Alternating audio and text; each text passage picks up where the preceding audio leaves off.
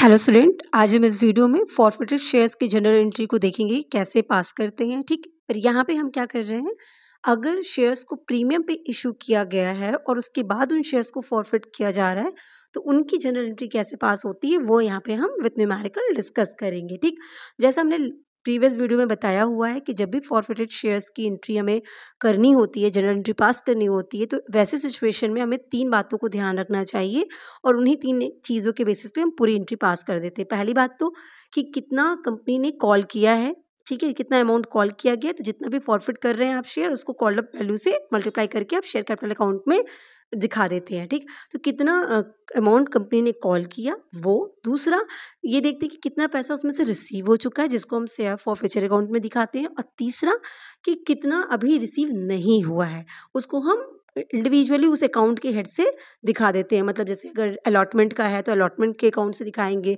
First call है तो first call, second call है तो सेकंड कॉल, फाइनल कॉल है तो फाइनल कॉल, जो भी है उसके हिसाब से उसको ड्यू कर देते हैं, मतलब वो उसके हिसाब से उसकी एंट्री पास कर देते हैं। तो 3 ही चीज़ इंपॉर्टेंट थे जो हम पहले भी डिस्कस कर रखे हैं।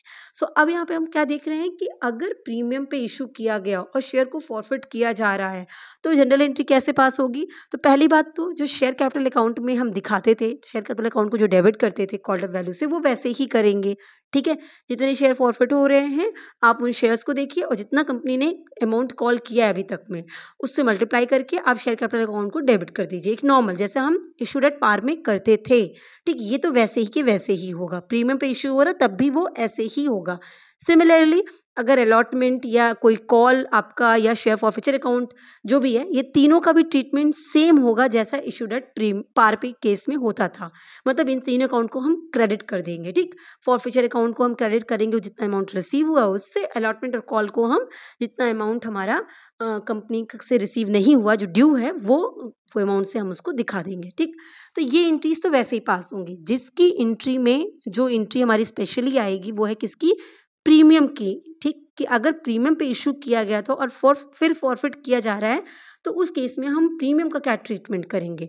तो पहले हमें देखना पड़ेगा कि जब प्रीमियम पे इशू किया जाता है तो 2 सिचुएशन हमारे सामने आती है। पहली बात कि प्रीमियम आपको रिसीव हो चुकी है, फॉरफिचर से पहले ही प्रीमियम का अमाउंट रिसीव हो गया। इसका क्या मतलब हो गया कि मान लीजिए कि शेयर होल्डर थे, ए शेयर होल्डर, और उन्होंने क्या किया, उन्होंने फर्स्ट कॉल नहीं दी, फर्स्ट कॉल का अमाउंट उनको ड्यू हुआ कंपनी की साइड से पर उन्होंने उसका पेमेंट नहीं किया। और कंपनी ने क्या किया, फर्स्ट कॉल ना देने की वजह से उनके शेयर को फॉरफिट कर रही है। पर अब यहाँ पे जब कंपनी ने शेयर इशू किए थे तो उसको प्रीमियम पे इशू किया था और प्रीमियम का अमाउंट अलॉटमेंट के साथ मांगा था।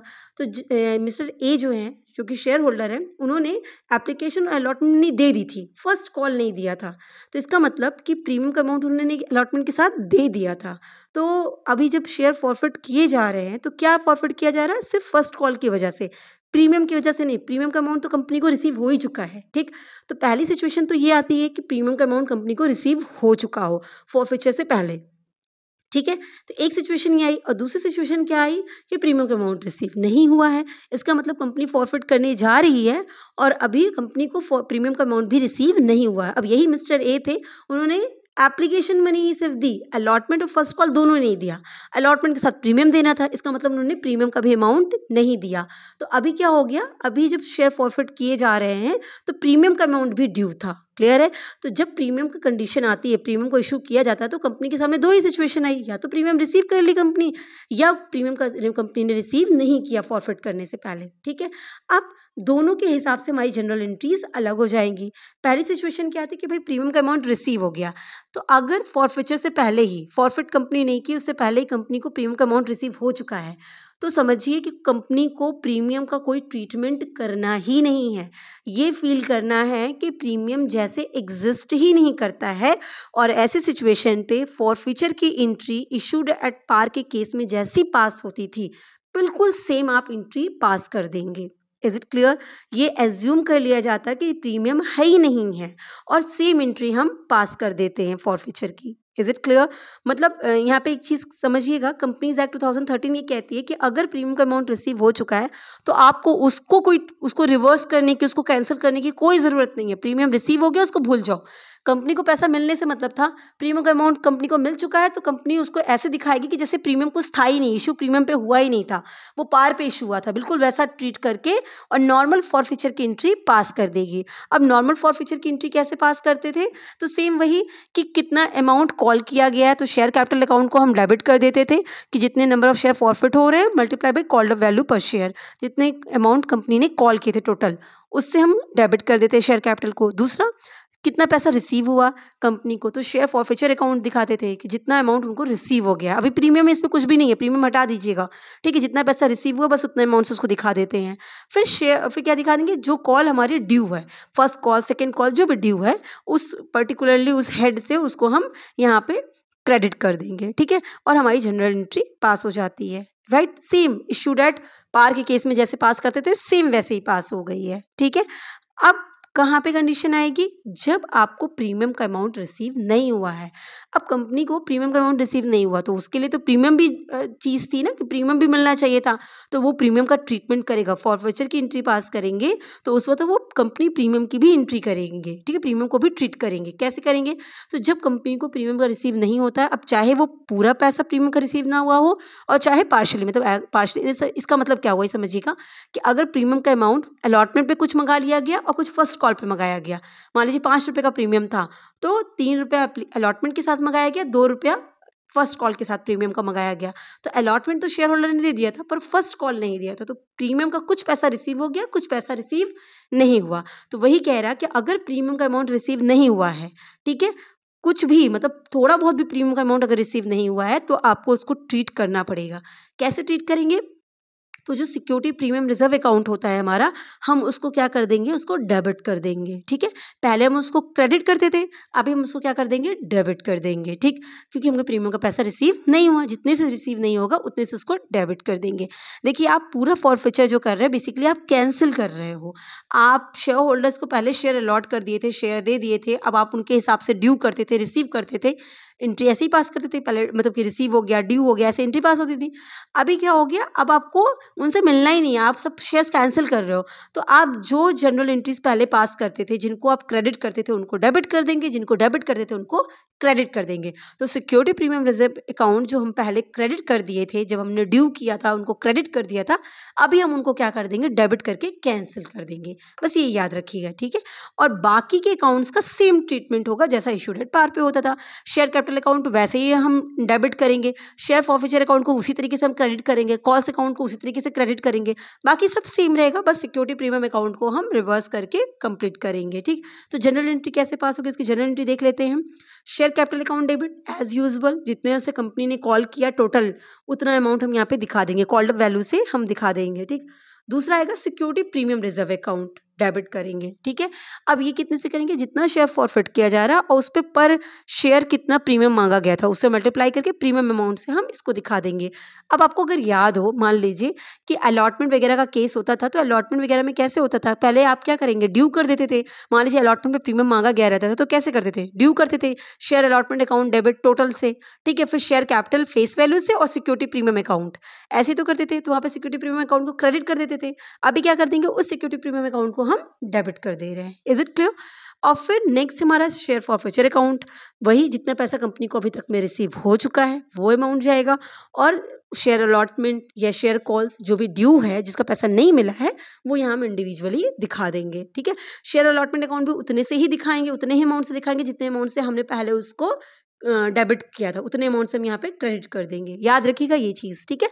तो मतलब आपको अब अगर प्रीमियम रिसीव नहीं हुआ है तो जहाँ जहाँ प्रीमियम है वहाँ वहाँ प्रीमियम का ट्रीटमेंट होगा, मतलब हर जगह आप प्रीमियम के पैसे के साथ ही काम करेंगे, कहीं भी प्रीमियम को छोड़ेंगे नहीं आप। क्लियर है कि नहीं क्लियर है। अब इसको अगर न्यूमेरिकल देखेंगे तो और अच्छे से ये कॉन्सेप्ट क्लियर हो जाएगा, ठीक है। तो एक न्यूमेरिकल ले लेते हैं। क्वेश्चन है, x limited forfeited 5000 equity shares of ₹100 each fully called up, ठीक। यहाँ से एक बात क्लियर हो गई, फेस वैल्यू 100 रुपये की थी, 5000 के शेयर्स थे, 5000 शेयर जो कि फॉरफिट हो रहे हैं, एक्स लिमिटेड फॉरफिट करने जा रही है, ठीक है। एक शेयर कितने के थे, 100 रुपये के थे, और 100 रुपये पूरे मांगे गए हैं, which were issued at premium. Issue price अगर करें तो इशू प्राइस क्या है, प्रीमियम पे इशू किया गया, मतलब 20% के प्रीमियम पे, मतलब 100 रुपीज़ की फेस वैल्यू पे प्लस 20%। तो 100 का 20% निकाल लेंगे, 20 रुपीज़ आ गया। तो 100 प्लस 20, 120 रुपीज़ पे इसको इशू किया गया। इशूड प्राइस कितनी हुई? 120। अमाउंट पेबल ऑन शेयर्स वर, कैसे कैसे अमाउंट मांगा गया? एप्लीकेशन पे 20 रुपये देने थे जो शेयर होल्डर्स ने दिए रहे होंगे। अलॉटमेंट पे 50 रुपीज़ देने थे। अब इस 50 रुपीज़ में प्रीमियम का अमाउंट इंक्लूड है। तो अगर बाइफरकेट करो तो कैसे था कि 20 रुपीज़ प्रीमियम कितने थे? प्रीमियम का अमाउंट 20 रुपीज़ था, तो अलॉटमेंट के 30 रुपीज़ और 20 रुपीज़ प्रीमियम का, टोटल अलॉटमेंट 50 रुपीज़ से। पर याद रखिए, जब आप ड्यू करेंगे, जब आप कंपनी ड्यू करेगी, अलॉटमेंट ड्यू करेगी कि अलॉटमेंट का पैसा आने वाला है, तो वो कैसे करेगी? शेयर अलॉटमेंट अकाउंट डेबिट करेगी। कितने से? पूरे 50 से करेगी ना, to share capital to security premium, ऐसे तो करेगी। तो शेयर अलॉटमेंट अकाउंट डेबिट कितने से करेगी? 50 मल्टीप्लाई बाई 5000, 2,50,000 से करेगी, है ना। और टू शेयर कैपिटल करेगी, टू आपका सिक्योरिटी प्रीमियम अकाउंट करेगी। शेयर कैपिटल में फेस वैल्यू दिखा देगी 30 वाला, और प्रीमियम अकाउंट में 20 दिखा देगी, 20 मल्टीप्लाई बाई 5000, ऐसी तो करी होगी नॉर्मली ड्यू की एंट्री। ठीक, फिर कह रहा है फर्स्ट कॉल और फाइनल कॉल थी 50 रुपये की, वो थी। अब देखिए, ये तो हो गया 50 प्लस 50, 100 प्लस 20, 120 रुपीज़ आपको मांगे गए, ठीक है। पर 100 रुपीज़ फुल्ली कॉल्ड अप, तो आप 100 ध्यान में रखेंगे, 120 इशू प्राइस है, ठीक है। तो कॉल्ड अप वैल्यू 100 देखी जाएगी। फिर कह रहा है only application money was paid by the share holder in respect of this share, सिर्फ एप्लीकेशन मनी दी गई और कुछ भी दिया नहीं गया। आपको जनरल एंट्री पास करनी है फॉरफीचर की। Is it clear? तो सबसे पहले हम क्या करते हैं भाई, हम शेयर कैपिटल अकाउंट को डेबिट करते हैं। हमेशा हमने शेयर कैपिटल अकाउंट को क्रेडिट किया हुआ है, अभी हम शेयर कैपिटल अकाउंट को डेबिट करेंगे। अब आपको अच्छे से पता होगा, जब आप जनरल एंट्री पास करते हैं तो शेयर कैपिटल अकाउंट जब भी हम वहाँ पे क्रेडिट करते थे, जब भी शेयर कैपिटल अकाउंट को क्रेडिट किया जाता, चाहे एप्लीकेशन के केस में, चाहे अलॉटमेंट के केस में, चाहे फर्स्ट कॉल के केस में, शेयर कैपिटल अकाउंट हमेशा हमें फेस वैल्यू के हिसाब से ही दिखाया जाता था, है ना। शेयर कैपिटल अकाउंट हम फेस वैल्यू के हिसाब से देखते थे, प्रीमियम का अमाउंट हम अलग से दिखाते थे, पर शेयर कैपिटल का अमाउंट फेस वैल्यू से दिखता था, है ना, मतलब कॉल्ड अप वैल्यू जैसे हम कह रहे हैं। तो यहीं पे वही चीज़ करेंगे हम, जब शेयर कैपिटल अकाउंट को डेबिट करेंगे तो किससे करेंगे? कॉल्ड अप वैल्यू से। बच्चे कंफ्यूज हो जाते हैं और यहाँ पे क्या करेंगे, 5000 शेयर फॉरफिट किया जा रहा तो मल्टीप्लाई बाय 120 कर देते हैं। नहीं, यही गलत हो जा रहा है, 120 नहीं। हम कभी भी शेयर कैपिटल अकाउंट को क्रेडिट 120 से करते ही नहीं थे, मतलब 20 रुपीज़ प्रीमियम का शेयर कैपिटल अकाउंट में कभी डालते ही नहीं थे। प्रीमियम का पैसा तो हम अलग से सिक्योरिटी प्रीमियम में दिखाते थे। तो हम शेयर कैपिटल के अमाउंट को जब रिवर्स कर रहे हैं तो हम उसी अमाउंट से रिवर्स करेंगे ना, जिस अमाउंट से हम उसे क्रेडिट करते थे, ठीक। तो इसीलिए इसे कॉल्ड अप वैल्यू कहा गया। तो equity share capital account debit 5000 multiply by 100, clear है। तो कितना हो गया? 5 लाख रुपीज़ हो गया। अब नेक्स्ट क्या आएगा? नेक्स्ट हम क्रेडिट करते थे किसको? सिक्योरिटी प्रीमियम अकाउंट को। तो अब हम सिक्योरिटी प्रीमियम अकाउंट को भी क्या करेंगे? रिवर्स करेंगे।